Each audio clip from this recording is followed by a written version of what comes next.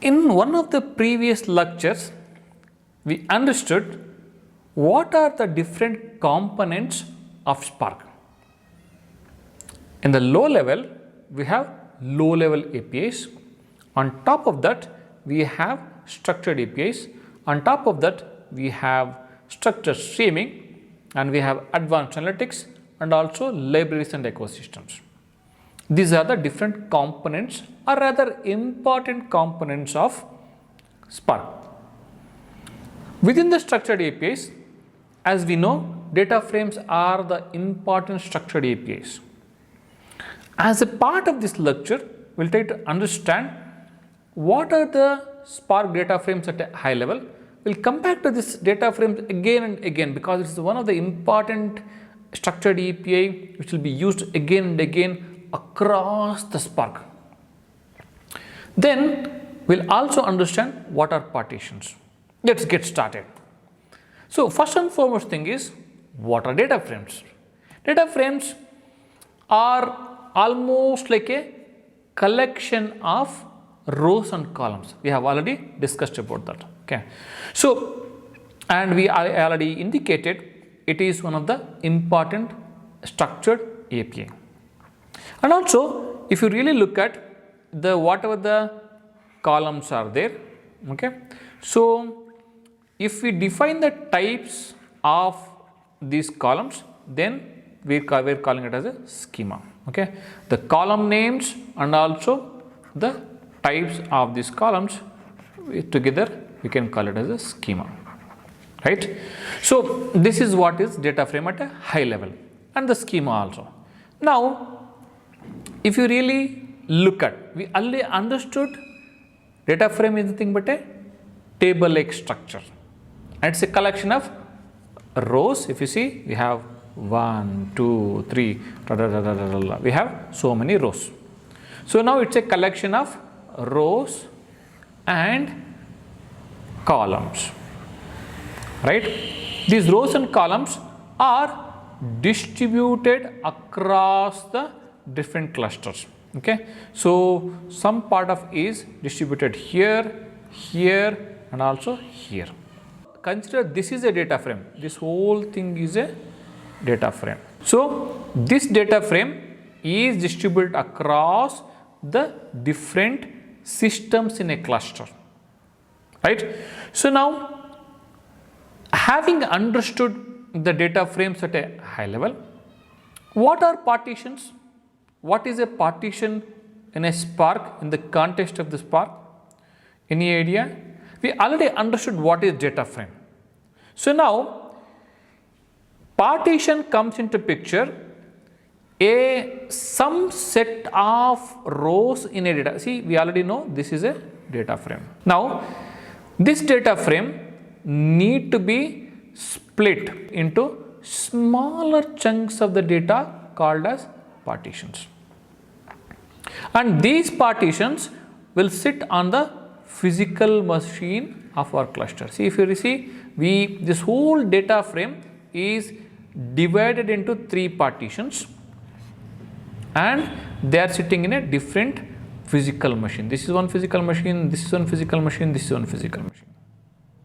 But why do we really need to have partitions? As we know, we are in a big data class where distributed storage and distributed processing is very important. That is the central theme of the big data. Now, if you have a huge amount of data, if you want to process it, that huge amount of data at a one go, then it takes a lot of time. That is where we are trying to partition the data into smaller chunks so that we can do the parallel processing. So what exactly is happening is, this whole data frame is split into smaller chunks called partitions. These partitions are spread across these physical machines so that this will allow every executor to perform the data processing in parallel. Now that we are talking about the parallelism, we understood that partitions enable the parallelism in Spark. Means we take the huge amount of data, we'll split that into partitions. Those partitions are distributed across different systems. That makes us to do the parallel data processing. We are saying parallel data processing. Now, how does the parallelism work in the Spark? Let us try to understand that. Assuming that you have one partition, please pay attention. You have one partition and 1000 executors. 1000 executors. Any idea what would be the parallelism here? Can you pause a video and try this? The parallelism will be only one, because what is happening is the data on which the analysis need to be done, processing need to be done, there is only one partition. Even though you have lot of executors or physical resources, it doesn't make sense. That is the reason parallelism is only one. Let us take one more scenario. Okay, so let us say you have many partitions and also only one executor. What would be the partition? Can you pause a video and try? The partition is again only one, because in this case what is happening is the physical resource which need to be used to process the partitions is only one. It doesn't matter how many partitions are there. So because of that, again the parallelism is going to be only one. So let us take an example. So now let us assume you have how many partitions? Let us say you have 5 partitions and you have one executor.